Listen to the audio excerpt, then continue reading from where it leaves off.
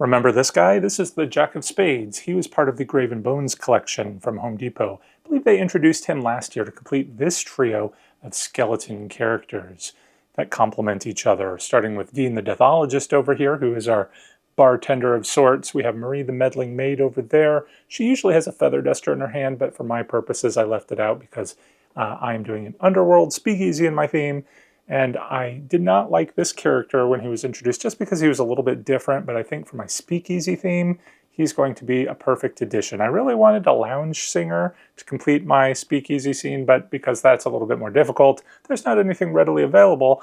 I found this guy on Facebook Marketplace. He's new in the box, although they did open it just to take some photographs. So I think he'll be in really good condition, and I think he is a good substitute for my missing lounge singer. Let's go ahead and take a closer look at the box. Our Jack of Spades here stands an impressive 6.5 feet tall. One thing that really drew me to him, however, is that you can configure him in a seated position, which is exactly what I plan to do.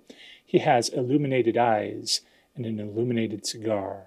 He is dressed in old-timey sort of gangster attire. But one thing that I did not like when I first saw him is his face that doesn't match the other animatronics in this collection. But I think we will let that slide because he is, again, the perfect addition to our speakeasy. It also says here in the box that it is for indoor use only. It does have head, jaw, and right arm movements. It's motion activated and speaks 5 different phrases and has spooky sounds. So let's go ahead and open it, put this guy together, and see how well he works. One way I think you can tell that it really hasn't been used is how well it's packaged inside. If you've ever had to put an animatronic back in the box, you know that is such a challenge. But let's go ahead, take these parts and pieces out and see what we're dealing with. We have our base piece. Some foam pieces that indicate they are part of the animatronic. You don't want to throw them away. A few more support pieces. A torso piece with a big plastic chest. More metal supports, molded plastic shoes, perfect for the time period, arm pieces, the hands to go with them, one having cards, the other has a glass. Interestingly, it looks like it has got ice, like fake ice inside, and a cigar. Plastic neck piece to cover the metal supports. The costume pieces, we have a hat, a shirt, and some pants. The dark sort of bronze colored skull. Power cord. And we have the instructions. Offhand, I do not like this because they are 3 separate pages, so you could easily lose part of it. And it's black and white, which when you have the diagrams that you can't really see all the color differentiation, it sometimes can be a little challenging putting things together. But one interesting thing is there is a QR code on the front. I don't know if it's still valid, but it does have assembly instructions in a video format. Let's see what we can do with these.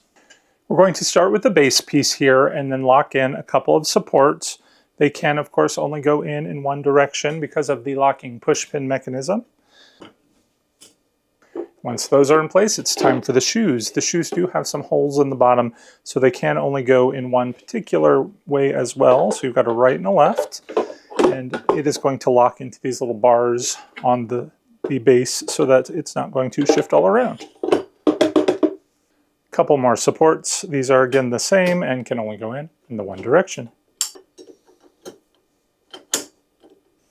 And this is how we would start the animatronic if we were going to have him in a standing pose, but we are not. I'm going to have him seated at a table playing cards. So we're going to push this aside and start again.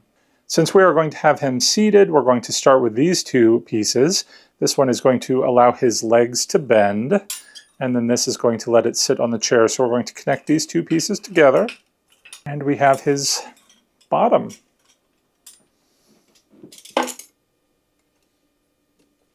The box did have these extra foam pieces, and this is what we're going to use to beef up his legs here. We're just going to slide them up these poles like so. We are also going to take these nice pinstripe pants here and slide them up his legs. The pants do have these integrated faux suspenders, so I believe that's going to start in the back. It'll go up over his shoulders and then connect to his pants in the front. So let's get these things on.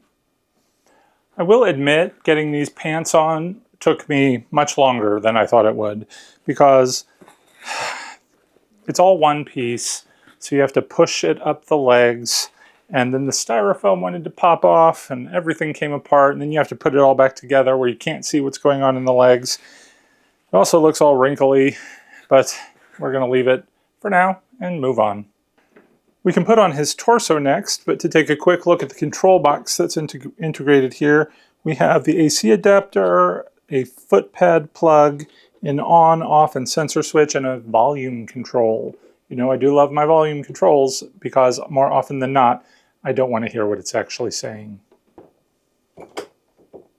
I always forget the power plug and the fact that we should put it on before we get to this step so that we can run it down the pant leg and we're not going to see it. This plug looks like it is about 10 feet or so. I'm just going to work it down this pant leg and then plug it in the back. The arm pieces go on next. There's one that's stationary and one that moves. The one that moves requires a little bit of assembly. The top part of the arm slots in as usual, but the bottom part we need to connect somehow. I am so tired of buying props that are supposed to be new and unused just to find that they are damaged or broken. This one has a piece here that seems to have broken off. It was like that when I got it. I mean, I didn't do this. I'm hoping we can somehow adhere that back on. Once again, producer Tom has come to the rescue and kind of made it work using parts and pieces we already have on hand. So hopefully this will work. If not, we will just leave the arm stationary. But let's try and put on the jacket next, or the shirt. It does at least open fully from the back, which will make it a little bit easier to put on. I am a little unsure how the rigging goes because this bar in the arm sticks strangely out, but let's just go for it and see what happens. Well, it's on. It's not quite close to the back. We'll come back to that. We've got the hands to connect next. The one with the glass, we do have to, of course, plug in. And it also has an extra hook that we're going to snap it all together with. This extra hook is going to help it from falling off, I guess, when it's moving. Connected the wires, and there is a piece of Velcro on the inside of the sleeve here, so we can Velcro it onto the hand to make sure it doesn't go anywhere. The other side is just stationary, but it also has Velcro, so it's going to stay in place. Next we have the skull and a little neck piece. We're going to first run the cabling through the neck piece.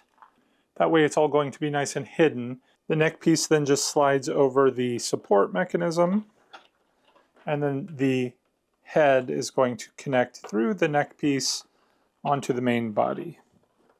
From the back, I'm going to connect all of these cables, which are all nicely color-coded, and then we're going to try and get this costume closed.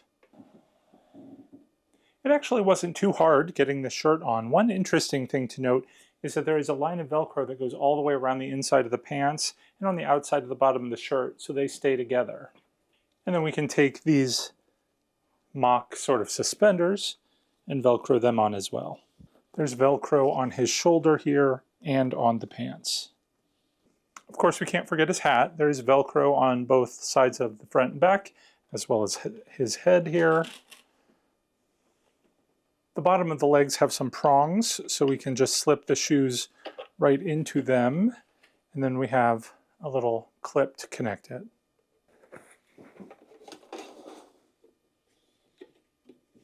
And I think we're finished. Assembling this guy was not fun at all in any way, but I think he looks great. Let me go and bring the camera in and we'll take a closer look. The first thing that I notice offhand with our animatronic here is the way he's holding his glass. I don't love it because it looks like it's tilted, which wouldn't normally be a problem, but it does have a line on here where it shows the drink beverage. I think the hand should be a little bit more vertical, but because of our sort of wonky repair, that's never going to happen now. Hopefully, it will still just work at all. All right, we do have the bronze-colored face. When we compare it to, say, Dean the Deathologist there, I mean, he's starkly different.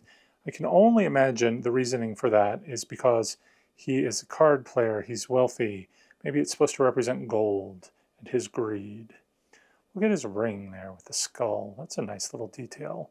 I like the playing cards too. They are oversized, which is going to be hard to match if we want to add some additional cards. But we can see they are aces and eights with a queen. So we've got the rest of his outfit here. His tie with a gold bar matches the red on his hat. The hat, of course, matches the pinstripes on the suspenders and the pants.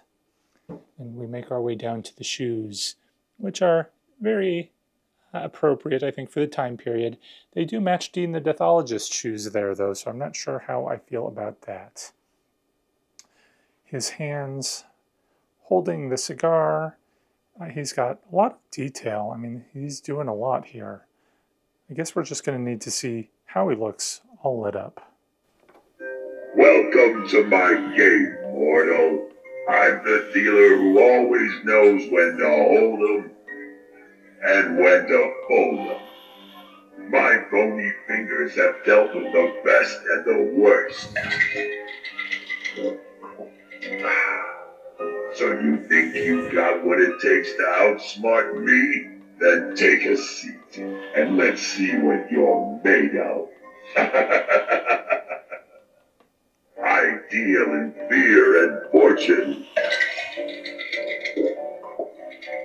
Whiskey, cigars, and a deck of cards are all I need to make your nightmares come true. Don't let my skeletal appearance fool ya. I know how to play this game. The question is, do you, kid? Well, look at that. Looks like I have myself a dead man's hand. Lucky for you that it was dealt to me, since I don't have any skin in the game. But then again, I don't have any skin at all.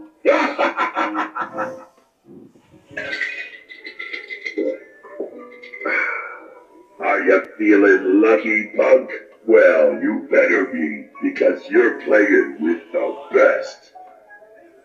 I've seen it all and won it all. From cheaters to cowards, kings to beggars. But don't let that scare you. The buy-in is just your soul.